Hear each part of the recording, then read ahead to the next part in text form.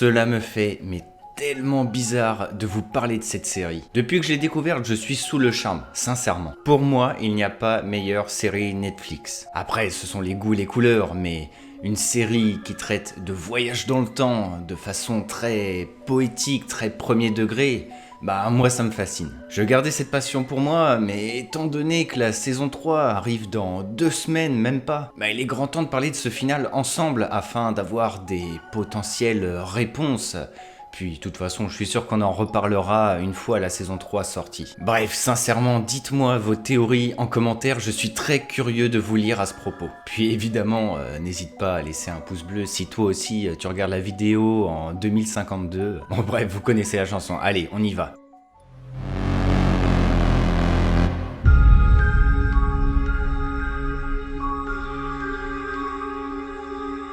Je me dois de commencer par Bartos, car pour moi, il est une clé depuis le début. Déjà, le truc avec Bartos, c'est qu'il fait partie du groupe d'amis principal, tout en étant à moitié séparé. Et effectivement, ce dernier a pactisé avec Noah, et possède donc une machine à voyager dans le temps qu'il se fera dérober dans la saison 2. De plus, dans la mise en scène, si vous vous rappelez, à la fin de la saison 2, le Jonas d'âge moyen, qui a environ une trentaine d'années, fait voyager Francesca, Magnus et Bartos pour éviter l'apocalypse. Et là où c'est méga intéressant, c'est que nous savons que Adam, qui est situé en 1921, est accompagné de Magnus et Francesca, en beaucoup plus âgés. Adam est d'ailleurs le plus vieux, étant âgé de plus de 80 ans, alors que Magnus et Francesca doivent avoir à peu près 50-60 ans. Donc c'est un écart d'âge que l'on retrouve exactement à la fin de la saison 2, avec le Jonas d'âge moyen et Magnus et Francesca en jeune. Donc voilà, vous voyez le parallèle, mais qu'en est-il de Bartos? Où est-il là-dedans? Les créateurs de la série ont affirmé que dans la conception,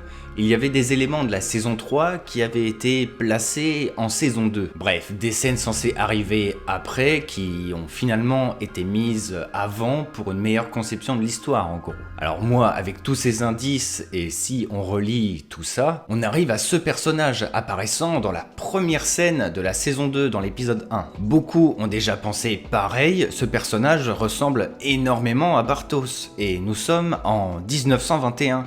Là où se trouvent également Magnus, Francesca et Jonas en Adam. De plus, dans la conception de Dark, tout est bouclé. Comme par exemple Charlotte qui est la mère d'Elisabeth et qui inversement Elisabeth est la mère de Charlotte. C'est un paradoxe dit de bootstrap comme pour l'histoire du livre. Bref, ici nous aurions exactement la même chose puisque Noah recueille Bartos quand il est jeune et l'influence, lui enseigne des choses. Et inversement avec cette scène où Bartos lui dit de se méfier d'Adam, etc. La poésie est là, mais pourquoi Bartos n'est pas aux côtés de Adam, comme pourrait l'être Magnus ou Francesca? C'est ça qui est interpellant et où je me dis qu'il pourrait y avoir un rôle clé. Le truc, c'est qu'on ne sait pas vraiment qui est Bartos dans l'histoire, alors que pourtant, il agit et voyage dans le temps. Il a une relation particulière avec Noah et fait partie du Sic Mundus Creatus Est. Par exemple, il est vrai qu'on ne sait pas grand chose sur Magnus, mais le personnage est un petit peu comme une sorte de suiveur. Il n'est pas acteur de l'histoire, c'est un personnage très secondaire. Alors que Bartos, même s'il est secondaire, il y a vraiment du mystère derrière. Et je suis sûr que justement on en saura plus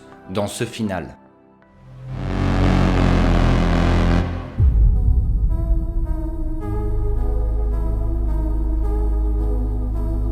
Une règle fondamentale de Dark est que tout, mais alors absolument tout, est relié. C'est même d'ailleurs un sacré casse-tête et c'est même un petit peu effrayant en vrai, je l'avoue, mais chaque famille est vraiment liée. Par exemple, ce n'est pas officiel, mais c'est plus de la déduction on va dire, mais ce personnage, Erna, est possiblement l'ancêtre de plus de la moitié des personnages de la série. Je le répète, ce n'est pas confirmé, mais elle serait la mère de Noah pour beaucoup, de son vrai nom Anno Tauber, ainsi que de sa sœur Agnes Nielsen. Agnes étant la mère de Trante, donc la grand-mère d'Ulrich et arrière-grand-mère de ses enfants. Puis Noah est lié aux Doppler, dont notamment Charlotte et puis Elisabeth. Bref, je ne vais pas aller dans le détail car on pourrait y passer des heures. Tout ça pour vous dire que en fait, quand il y a un nouveau personnage dans la série ou un personnage manquant, on va dire, c'est qu'il y a toujours une signification derrière. Et dans la série, nous sommes très loin de connaître tout le monde. Déjà, énorme point d'interrogation pour moi, mais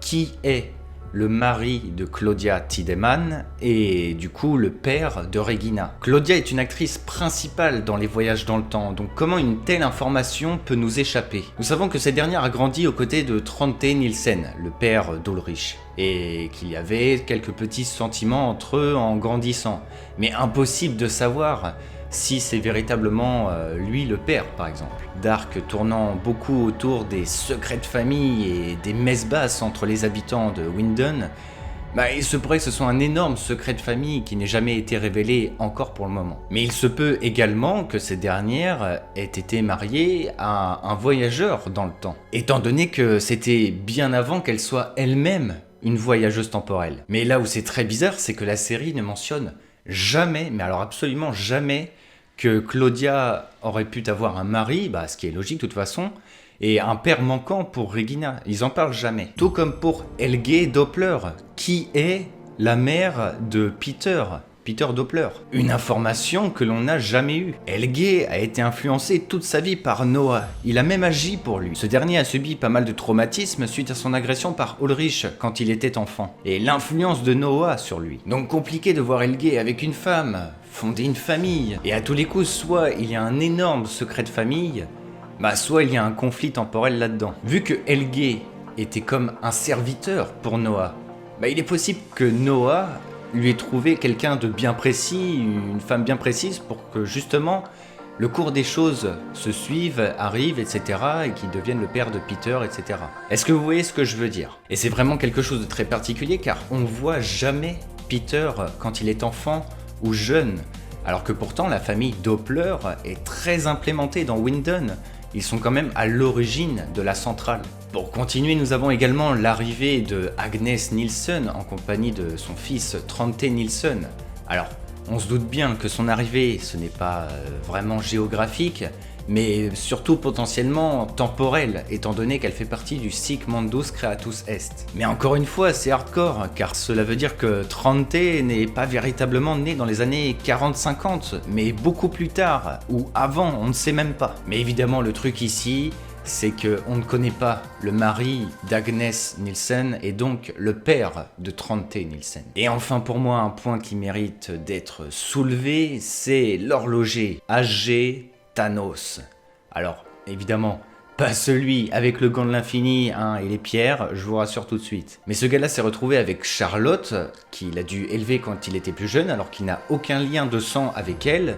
Charlotte, issue d'une liaison un petit peu particulière entre Noah et Elisabeth. Ce personnage qui est l'horloger est celui qui a monté la machine à voyager sous les ordres de Claudia. Et surtout, on ne sait pas d'où il sort. Il n'est relié à personne, à part pour ses connaissances sur le temps, connaissances faussées, car toutes ces dernières sont issues du paradoxe de Bootstrap. Soit que grâce à lui, les personnages du futur ont des connaissances sur le temps, mais que ces personnages du futur viennent lui apprendre avant qu'il ne sache. Vous avez l'exemple avec le livre de toute façon. Ce personnage n'est qu'un outil en soi, par le biais de son livre et la conception de la machine à voyager dans le temps. Et par le biais du fait qu'il ait élevé Charlotte, il est possible que, en fait, il soit relié à Noah, en fait, vu que c'est lui qui lui a amené, certainement. Donc il est tout à fait possible que leur relation est beaucoup plus profonde que l'on pourrait le penser. Pourquoi Thanos pour élever Charlotte ?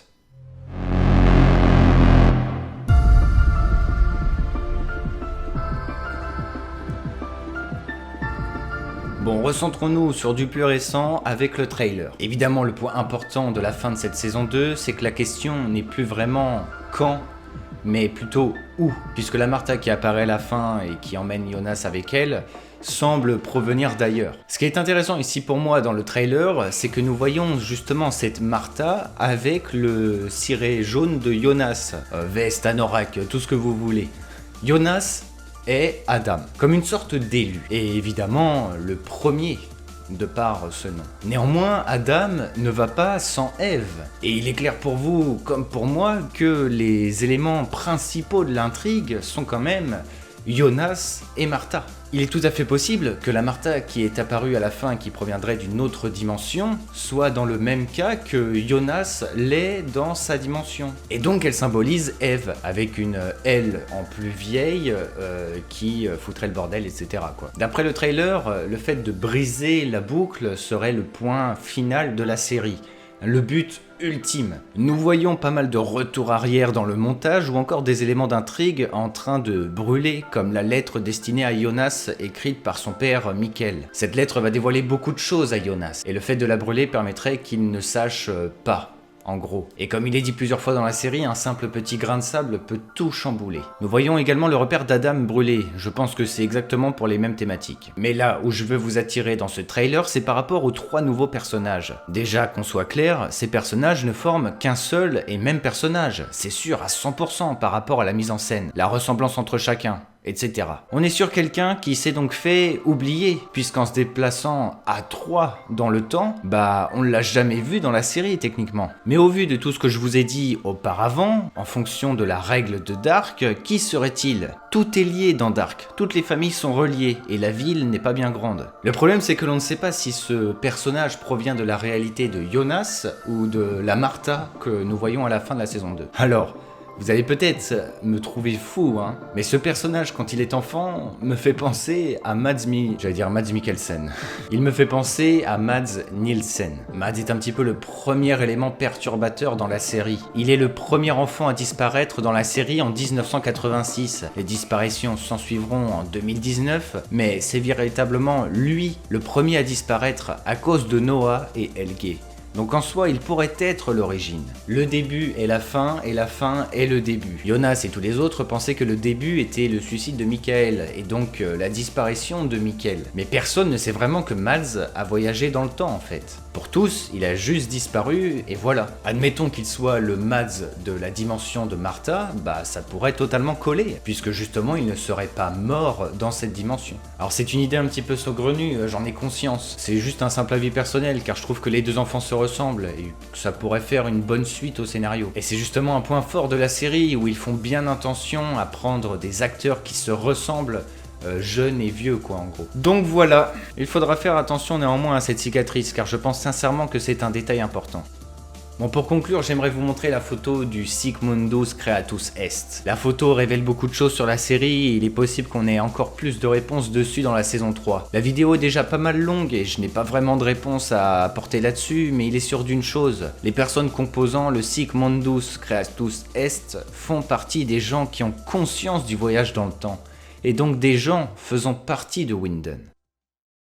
J'espère en tout cas vraiment que la vidéo vous aura plu. J'ai vraiment plus que hâte de voir la fin de cette série qui fait vraiment partie de mes préférés. Sincèrement, je crois que j'ai jamais autant kiffé une série. Je vous remercie de ouf les courageux de m'avoir regardé jusque là, franchement, en espérant lire votre avis dans les commentaires, comme toujours. Pour ceux qui veulent me soutenir, ce qui me fait vraiment chaud au cœur d'ailleurs, comme vous le savez, vous pouvez laisser un petit pouce bleu et puis vous abonner à la chaîne. Vous pouvez également regarder quelques petites pubs sur Utip, c'est un petit apport financier qui n'est vraiment pas négligeable en vrai. Et vous pouvez toujours rejoindre le Discord si vous le souhaitez et si vous voulez me parler. Je vous encourage également à me suivre sur Twitter et puis Instagram. Puis merci d'être là que le Lionheart soit avec vous. C'était Targorok. Allez, like si t'as regardé cette vidéo en 2052, lol.